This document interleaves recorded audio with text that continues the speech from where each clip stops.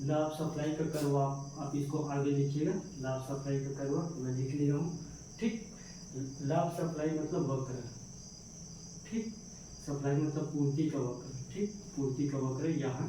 ठीक, तो पूर्ति के वक्र आपके सिलेबस में है, जस्ट आगे। इसको बोलेंगे एक्स एक्सिस, इसको बोलेंगे वाई एक्सिस। ठीक, यहाँ लिख लेंगे प्राइस। ठीक, ये प्राइस बनने वाला है ये। ठीक, ये रेट, और आपका ये है सप्लाई। सप्लाई। ठीक, अगर मान लो जाए किसी का अगर प्राइस अगर P0 है, P0 है। ठीक, ठीक, तो आपका सप्लाई मान लो जाए यहाँ है। ठीक, सप्लाई इतना है P0, मतलब किसी भी चीज़ का प्राइस क्या है, न ज़्यादा बढ़ रहा है न ज़्यादा कम हो रहा है, स्थिर है। मान लो करेला का 20 रुपया है तो है। ठीक है, न 40 हो रहा है न 15 हो रहा है, तो स्थिर है। तो ये स्थिर पॉइंट है हमारा, तो इसको यहाँ देखेंगे तो इसको बोलेंगे प्राइस 0। ठीक है, अगर प्राइस अचानक से उछाल मारा, मान लो करेला का रेट अगर 30 रुपये हो गए, तो भैया तुम सप्लाई भी तो बढ़ा दोगे। करेला का 30 होगा तो प्राइस बढ़ रहा है, साथ ही साथ सप्लाई बढ़ रहा है। ये वाला ये सप्लाई बढ़ रहा है, तो इसको प्राइस बढ़ रहा है, इसको बोलेंगे P1। ठीक, P1 बढ़ रहा है प्राइस, तो यहाँ बोलेंगे P1। ठीक, अगर मान लो आपका प्राइस और बढ़ा है, P2 हो गया, P2 यहाँ आ गया, तो आपका सप्लाई और बढ़ेगा। करेला का प्रोडक्शन और करोगे तुम, प्राइस बढ़ा है, फायदा मिल रहा है, सब चीज़ मिल रहा है करके करोगे कि नहीं करोगे, तो आप फिर सप्लाई बढ़ा दोगे वहाँ पर, तो इसको बोलेंगे P3। ठीक है, अब बेसिकली अगर मान लो तुम्हारा प्राइस अगर मान लो घाक से गिर गया, माइनस में चले गए, ठीक, -1 हो गया, तो आपका सप्लाई भी कम कर दोगे। प्राइस अगर अचानक से गिर गए, यहाँ करेला है तो मतलब कई लोग सोच रहे होंगे सर करेला है खराब हो जाएगा, हम तो करेंगे कम से कम 2-4 रुपये ही मतलब केजी मिल जाए, मैनेज हो जाए। यहाँ करेला की बात नहीं है, एग्जाम्पल देने के बताएंगे। यहाँ तुम किसी बड़े बड़े सामान, बड़े बड़े गोदाम, बड़े बड़े फैक्ट्री, बड़े बड़े प्रोसेसिंग प्रोडक्ट, बड़े बड़े चीज़ों के बारे में सोचो, यहाँ उसकी बात हो रही है, लाभ सप्लाई। क्योंकि माइक्रो इकोनॉमिक्स है, क्या है micro economics, one business one enterprise के बारे में स्टडी करते हैं, तो उसी को बोलते हैं माइक्रो इकोनॉमिक्स। तुम्हारे टीचर वो जो भी चीज़ बताया है वो डेफिनेशन उसमें मत जाओ। माइक्रो इकोनॉमिक्स तो मतलब वन फर्म के बारे में स्टडी करना कंप्लीट। तो एक फर्म, एक बिजनेस, एक सेटअप डालने के लिए सारी सप्लाई के बातें को, आपको गर्व को, डिमांड को, कंज्यूमर बिहेवियर को, हर चीज़ को समझना पड़ता है। ठीक है, तो आप प्राइस अगर मान लीजिए माइनस में चले गए तो आप सप्लाई कम कर दोगे। यहाँ करेला की बात नहीं है, यहाँ सामान होगा कुछ, ये मान के चलो। ठीक, तो तुम्हारा प्राइस -1 हो जाएगा। ठीक, तो ये बना लो।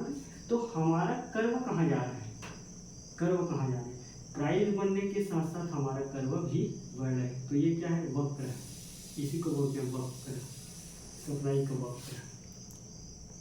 ठीक है, बात समझ में आया, सप्लाई का वक्र। ठीक, सप्लाई का वक्र समझ में आया। तो ये क्या है, पॉजिटिव है। पॉजिटिव को क्या बोलेंगे, धनात्मक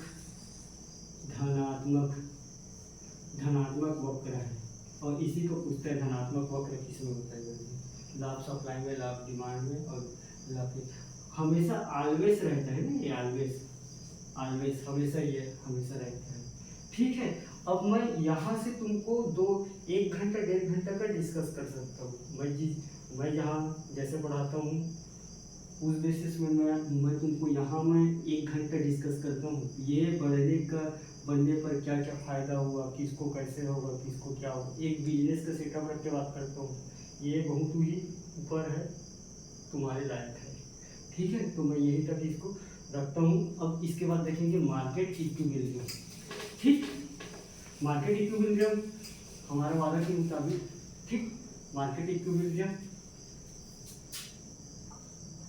ठीक। बाजार संतुलन, तो बाजार संतुलन बेसिकली है कुछ नहीं, बाजार संतुलन एक छोटा सा टॉपिक है जो बेसिकली बाजार संतुलन के मतलब क्या है कि कोई भी किसान एक उत्पादक वर्ग है, तो वो उत्पादन एक निश्चित पॉइंट पे करे, एक निश्चित रेट पे करे, और उसी रेट में सप्लाई वर्ग उसी रेट पर बाजार में सप्लाई करे, उसी को बोलते हैं मार्केट इक्विलिब्रियम।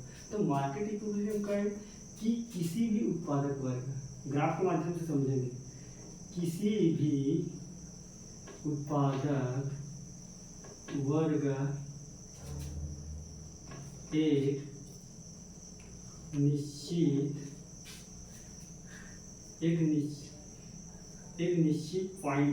एक निश्चित पॉइंट जिसको बोलते हैं प्राइस पॉइंट पर उत्पादन करे और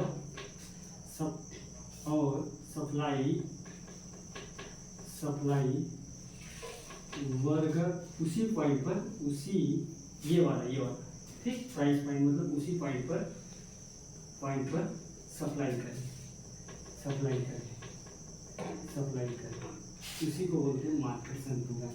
तो क्या है, अगर कोई किसान खेत से पैदा कर रहे हैं, पैदा करने में उसको अगर मान लो जाए किसी भी चीज़ को पैदा करने में अगर 20 रुपये खर्चा आ रहा है, तो खर्चा से 2 रुपये मुनाफा में बेचेगा, 22 रुपये में बेचेगा। तो उसी 22 रुपये में ये सप्लाई वर्ग भी सप्लाई करे, तभी मार्केट संतुलन रहेगा। मार्केट में लाभ डिमांड इसी पे डिपेंड है, सप्लाई में, कि भाई तुम किसी उत्पादन वर्ग अगर 25 में तुमको दिया है, तुम अगर 45 में सप्लाई कर रहे हो, तभी तो बोलते हैं ना कि बिजनेस करोगे तो बिजनेस करने से पहले अपने वजन को नापो, और जिस दिन तुमको लगा कि मेरा बिजनेस सक्सेस हो गया, उस दिन तुम्हारे वजन को फिर नापो। अगर तुम्हारा वजन डबल हो गया है, तो समझ जाओ तुम्हारा बिजनेस सक्सेसफुल है। तो व्यापारी वर्ग का पेट निकलने का कारण ही यही है भाई। तुम अगर मान लो 25 रुपये प्रोडक्शन करने में अगर तुमको लग रहे हैं, तो व्यापारी तो यार खून चूसने वाला काम करता है ना भाई। 25 में तो खरीद के लाएगा, बेचेगा कितने में? 45 में मिलता है कि नहीं मिलता है तुमको? इसी कारण व्यापारी लोग का पेट जल्दी निकलता है, क्योंकि पैसा भरमार है ना वहाँ। किसान को तो ये सब चीज़ का मतलब ही नहीं है, किसान को ये सब चीज़ को देखते ही नहीं, मतलब मार्केट संतुलन को उसको कोई मतलब नहीं है कि तुम किसमें हमको 2 रुपये मिल जा रहा है, बात खत्म। उधर उसी सामान को प्रोसेस करके वो 150 रुपये में खा रहा है, उसको ठीक लगता है। तो मार्केट एक संतुलन वे में रहना चाहिए, इकोनॉमिक्स से ये बोलता है मार्केट संतुलन में, ठीक है, कि उत्पादन वर्ग जो उत्पादन कर रहे हैं, तो भाई तुम सप्लाई वर्ग भी तो उसी में सप्लाई करो, तुमको तो सप्लाई करना है। अरे ज़्यादा से ज़्यादा ट्रांसपोर्ट चार्ज लो भाई, ज़्यादा से ज़्यादा किसी का लागत लो, अड़हतिया शुल्क लो। मार्केट में पढ़ाए होंगे तुम्हारे टीचर अड़हतिया शुल्क क्या होता है मार्केट चैनल में। विक्रेता, अड़हतिया शुल्क, तराजू शुल्क, चाय शुल्क, टी शुल्क, सब चीज़ शुल्क पढ़ाई ही होंगे, मैं तो ये मानता हूँ। ये वादा के मुताबिक वो कर दूंगा टाइम रहेगा, ठीक है। तो मार्केट संतुलन उसी को बोलते हैं कि उत्पादक वर्ग आप हमेशा अपने पेपर में जाने से पहले याद रखना, और एक याद रखना सप्लाई वर्ग यहाँ से, और दोनों वर्ग को आप ध्यान में रख के डेफिनेशन बनाना कि आप एक किसान होके बैठना वहाँ पेपर में। आप किसान हो, तुम सोचना करेले का मैं अगर 20 रुपये में उत्पादन करूँ, तो आप लिखना किसी भी उत्पादक वर्ग कि एक निश्चित प्राइस पॉइंट पे उत्पादन करे, और वही निश्चित प्राइस पॉइंट पे सप्लाई वर्ग अगर सप्लाई करता है, तो उसी को बोलते हैं मार्केट संतुलन। भाई अगर निश्चित में कर रहे हैं तो संतुलन है ना, मार्केट कोई कम ज़्यादा प्राइस का फ्लक्चुएशन नहीं है। आप दोनों वर्ग को बात को रखो, बस आपको लिख लो, ठीक है। तो इसका ग्राफ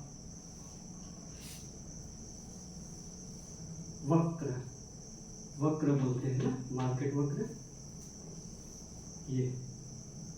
तो मार्केट वक्र में इधर है प्राइस, इधर है सप्लाई वर्ग, सप्लाई वर्ग।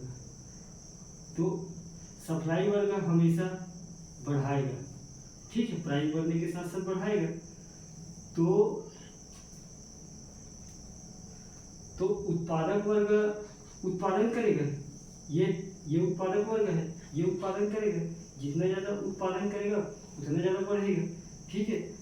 तो उसको तो कोई मतलब नहीं है, वो तो उत्पादन करेगा ना, ग्राफ को बढ़ाए तो उत्पादन कर इधर से। तो यहाँ एक पॉइंट बनता है जिसको बोलते हैं प्राइस पॉइंट, प्राइस पॉइंट करके बनता है। और इसी क्रॉस जो हुआ है ना, उसी को बोलते हैं मार्केट इक्विलिब्रियम, मार्केट इक्विलिब्रियम, ठीक। तो यहाँ जो लाइन खींचे रहते हैं, यहाँ ऐसे ऐसे डब्बा डब्बा, उसमें मत जाओ। फिर उसको समझाने से पहले मेरे को समझाना पड़ेगा कि P10 अगर ज़्यादा है तो फिर P02 क्या होगा, फिर आप भटक जाओगे, ठीक। तो आप सिंपल से ये वाले चित्र को बना के आना और यहाँ लिखना प्राइस पॉइंट और इसी पॉइंट को बोलते हैं मार्केट इक्विलिब्रियम, और ये वाला डिफरेंशियल हो, ठीक है। इसको थोड़ा बड़े बनाना और ठीक से बनाना, ठीक है। मैं यहाँ इतना रखता हूँ इसको, ठीक। आगे देखेंगे अपन सप्लाई,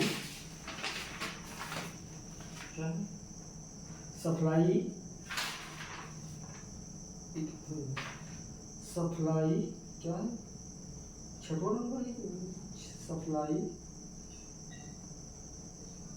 सप्लाई शेड्यूल, ठीक। आगे देखेंगे सप्लाई शेड्यूल, अब देखेंगे सप्लाई शेड्यूल, ठीक है। सप्लाई शेड्यूल का मतलब क्या होता है कि किसी बाजार में जाएंगे तो अपने अलग अलग सामान का एक तालिका के रूप में बनाएंगे, ठीक है। तो मान लीजिए कोई भी किसान है, तो का मतलब क्या है कि वो अपने उत्पाद का एक निश्चित समय में सब चीज़ को उत्पाद करेंगे। तो कोई भी व्यक्ति है, ठीक, कोई भी व्यक्ति द्वारा किसी भी सामान का एक निश्चित समय में, ठीक, निश्चित समय में अपने वस्तु का, साथ ही साथ अपने वस्तु का है, जब बाजार जाएंगे तो अपने वस्तु का एक तालिका बना के लेके जाएंगे ना, एक शेड्यूल बनाएंगे ना कि हमको क्या क्या सामान ले जाना है, उसी को बोलते हैं सप्लाई शेड्यूल। सप्लाई शेड्यूल मतलब है कुछ नहीं है, तुम सीधा समझो कि तुम्हारे पास एक स्टार्टअप है, एक बिजनेस है, एक बिजनेस में आपको बाजार ले जाना है आपके सामान को। मान लो आप लाइट बनाते हो, लाइट बना रहे हो, लाइट बनाने के साथ साथ क्या कर रहे हो, यहाँ है लाइट के साथ साथ ये ब्लैक बोर्ड भी बनाते हो, ब्लैक बोर्ड के साथ साथ आप बनाते हो ये डस्टर और ये लिखने का। तो आप 4 प्रकार के स्टार्टअप के बारे में काम कर रहे हो। एक बहुत बड़े फर्म है, उसमें आप उसको निश्चित समय में सप्लाई करोगे सब चीज़ को, कि सब चीज़ का टाइमिंग थोड़ी लग रहेगा, वो तो खरीदने वाला कभी भी खरीद सकता है। तो सारी चीज़ों का एक तालिका बनता है, एक लिस्ट बनता है, उसी को बोलते हैं सप्लाई शेड्यूल, ठीक है। तो आप देख सकते हो कि सप्लाई शेड्यूल किसी भी फर्म या किसी भी बिजनेस, फर्म मतलब पूरा सेटअप या बिजनेस, ठीक है, या किसी भी सेटअप का सप्लाई करने से पहले, एक बाजार में जाने से पहले सारी सामान का एक लिस्ट आउट करना या एक तालिका बनना, उसको बोलते हैं सप्लाई शेड्यूल, ठीक है। सिंपल से भाषा में आप अपने को बिजनेस में समझना, शेड्यूल से पहले आप बिजनेसमैन बन जाओ। बहुत सारी चीज़ का अगर बिजनेस कर रहे हो और सारी चीज़ को आप लिस्ट बना रहे हो, बस 2 बात को याद रखना और शब्द जमा के लिख लेना, ठीक। और इसको 2 प्रकार में बांटा गया है, बेसिकली 3 प्रकार है सप्लाई शेड्यूल का। व्यक्तिगत सप्लाई, उसके बाद आता है व्यक्तिगत 1, व्यक्तिगत 2, व्यक्तिगत 3, व्यक्तिगत 4, और ठीक है। उसके बाद आता है मार्केट में market 1, market 2, market 3, market 4, international market, सभी प्रकार के मार्केट, लोकल मार्केट, क्या मार्केट, वो सब अलग अलग बात है, ठीक। तो व्यक्तिगत सप्लाई क्या है कि भाई कोई अगर मैं व्यक्तिगत जा रहा हूँ किसी भी फर्म में या किसी मार्केट में, तो मैं व्यक्तिगत सामान के बारे में जो लिस्ट बनाऊंगा, ठीक है, तो उसको बोलते हैं व्यक्तिगत सप्लाई, ठीक। अगर मैं किसी एक सामान का, एक चीज का बना के ले जा रहा हूँ तो वो हुआ व्यक्तिगत सप्लाई, ठीक है। और बाजार पूर्ति तरीके का है, बाजार में क्या है, बहुत सारा क्रय होगा, क्रय बेचने वाला होगा, तो बहुत सारे यहाँ क्या है, बेचने वाला होगा, बहुत बहुत मात्रा में वस्तु का बेचने वाला होगा, वस्तु को बेचने वाला होगा, बेचने वाले विक्रेता होगा, विक्रेता होगा। ठीक, तो सबका फर्म अलग अलग है, सबका सामान अलग अलग है। ठीक, सबका सामान अलग अलग है, तो इसका एक तालिका बनता है जिसको बोलते हैं बाजार पूर्ति तालिका। एक तालिका बनता है कि इसका ये सामान है, इसका ये सामान है, इसका ये सामान है, इसका ये सामान है। अब market 1, class 1, market 2, market 3, market 4, ये तुम्हारे टीचर ने बताया होंगे कि कौन से क्लास में कौन सा शेड्यूल बनता है, क्या बनता है। ठीक, व्यक्तिगत शेड्यूल में क्या क्या है, अगर ये बाजार गया है, बाजार, ठीक, बाजार गया है तो कई तो चीज़ का प्रोडक्शन किया है, कई फर्मों का प्रोडक्शन किया गया है, तो इसके पास ऑप्शन है ना, ये हर एक फर्म को हर एक चीज़ के बारे में अलग अलग रेट कर सकते हैं, तो अलग अलग तालिका बनेगा हर चीज़ को, इसी को बोलते हैं व्यक्तिगत फर्म। ठीक है, तो ये समझ गए। ठीक, अब आगे हमारा सेकेंड ईयर के लिए वीडियो देखेंगे। ठीक।